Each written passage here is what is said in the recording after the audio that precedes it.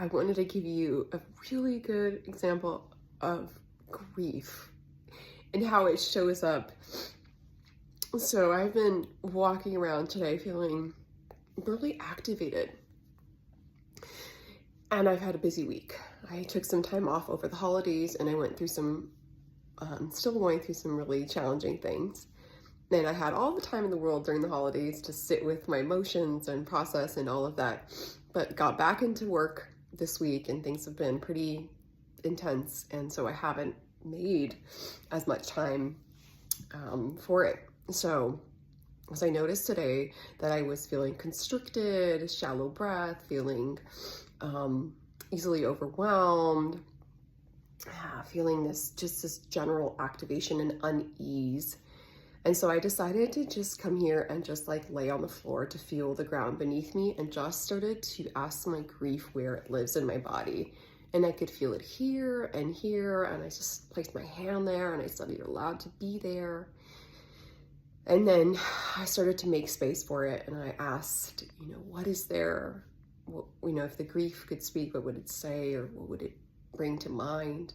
And I had this memory come to mind of my dad when, after having my daughter, I actually had to stay in the hospital because I had what I think was my first POTS attack.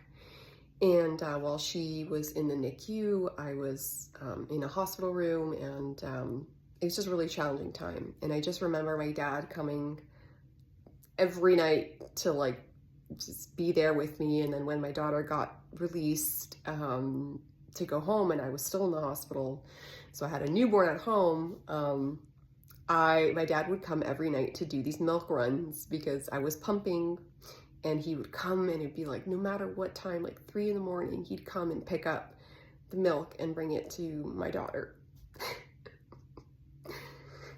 And this is like a perfect example of just that memory brings me so much gratitude and joy and grief. So all of those experiences, there's appreciation, there's gratitude, there's joy, there's I laugh about it, how funny it is, and I'm still carrying that grief. So, just this reminder that grief and joy and appreciation can coexist. And also this reminder to make time for your grief. It's surfacing to heal, and a lot of the times we will feel things in our bodies that aren't, doesn't mean that there's something wrong. It just means that something requires our attention. And today I felt very activated, and I felt constricted and overwhelmed, and, all of those things. And now that I've been releasing and connecting to the grief, that's all gone. It's just gone.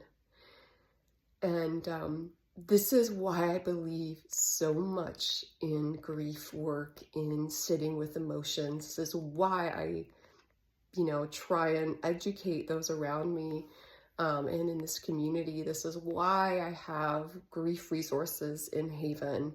This is why I teach a monthly live grief class, so that I can show you how freeing the grieving is and how healing grieving is.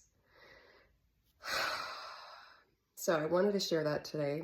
Let me know if this helped at all, and if maybe you had any questions or maybe a similar experience. Thank you for witnessing my grief today.